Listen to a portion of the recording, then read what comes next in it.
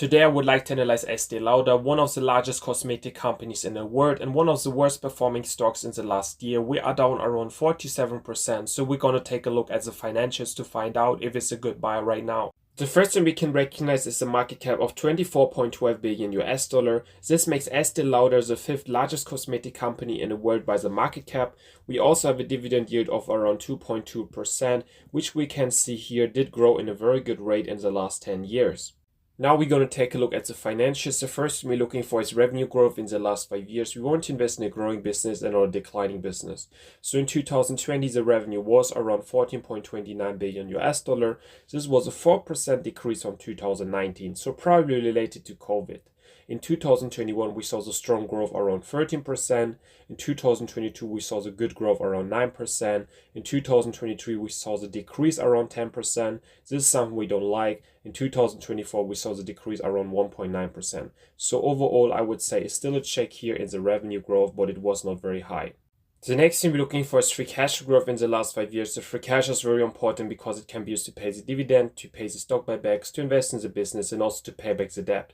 So in 2020, the free cash flow was around 1.66 billion US dollar. This was a 6% decrease from 2019, so related to COVID. Then in 2021, we saw the very good growth around 80%. In 2022, we saw the decrease around 33%. It's understandable because the year before we saw the very strong growth. Then in 2023, we saw the very strong decrease around 63%. In 2024, we saw the strong growth around 97%. So what we can say about the free cash flow is it was very inconsistent and not a growth in the last 5 years, so not a check here. The next thing we're looking for is a free cash yield over 4%. So this can also tell us about the valuation of this company. The higher the free cash yield, the higher the indication for undervaluation. So first we're going to take the free cash flow from 2024, around 1.44 billion US dollar. We're going to divide it with the current market cap, 24.12 billion. Then we're going to get the free cash yield of around 5.97%. And that's quite good actually. It's over the 4% we are looking for, so it's a check here. We should also take a look at the future assumptions about the free cash flow. If we ask ChatGPT, we can see here in 2025 the free cash flow could be around 0.4 billion US dollar, in 2026 around 1.1 billion US dollar, and in 2027 around 1.29 billion US dollar. So let's assume for 2027 1.25 billion. Then we're going to divide it with the current market cap, 24.12. And then we're going to get the free cash yield for 2027 with our assumptions. The number we're going to get would be around 5.18%. And that's also quite good. It's over the 4% that we're looking for. It's also a check here. The next thing we're looking for is a debt to free cash flow ratio under 5. This means the company can repay the debt with a free cash flow in under 5 years. A very important number, because if a company has too much debt and cannot repay the debt, it can risk to go bankrupt. So first we're going to take a look at the long-term debt. We can see here 7.3 billion US dollar. Then we can see here as well this company doesn't have the short-term debt right now. Then we're going to divide this number with the current free cash flow, 1.44 billion US dollar. Then we're going to get the debt to free cash flow ratio that we're looking for. This number is around 5.07. So this is over the numbers that we're looking for. We want to see that number under 5. It means in a little bit over 5 years we can repay the debt with the free cash flow. So it's not a check here. We don't really like to see that. We can also take a look at the cash on hand, how much money this company has in the bank. We can see here around 2.63 billion US dollar. So this is a good amount, I would say, but overall, I think this company doesn't have the good balance sheet. The next thing we're looking for is the enterprise valuation to free cash flow ratio under 25. So this can also tell us about the valuation of this company. The lower the number gets, the higher the indication for undervaluation. So we want to see a low number here. First, we're going to calculate the enterprise valuation. This is the current market cap, 24.12 billion US dollar. We're going to add the debt as well, 7.3 billion US dollar.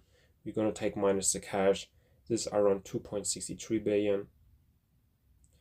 So then we're going to get the enterprise valuation, how much the whole company is worth. So the number we're going to get would be around 28.79 billion US dollar. So this number we're going to divide with the free cash flow that we have. 1.44 billion. So then we're going to get a ratio that we're looking for.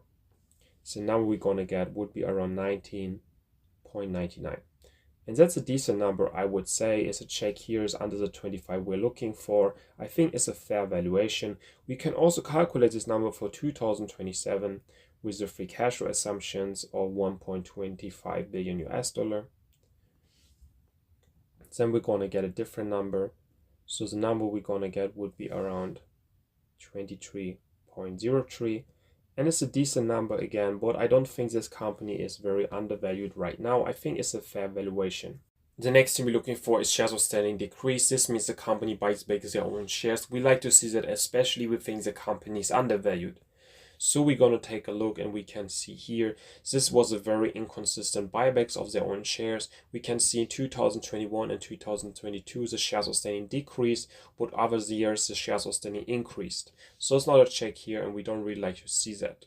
Can Estee Lauder stock be a good buy right now? One of the worst performing stocks in the last year. We are down around 47%. So let's start with a positive about this company. We have free cash flow yield around 5.97%, which is quite good. We like to see that. But in 2027, with our free cash flow assumptions, the free cash flow yield would be around 5.18%, which is a little bit worse. We also have the enterprise valuation to free cash flow ratio around 19.99, which is also quite good. We like to see that number under 25. In 2027, with our free cash flow assumptions, this number would be around 23.03. What we don't like to see about this company is a bad revenue growth in the last 5 years. It was very inconsistent. We also had a bad free cash flow growth as well. This is something we don't like to see. The balance sheet is also not looking so good. We have a lot of debt. The cash amount is quite good, but the debt amount is too high in my opinion.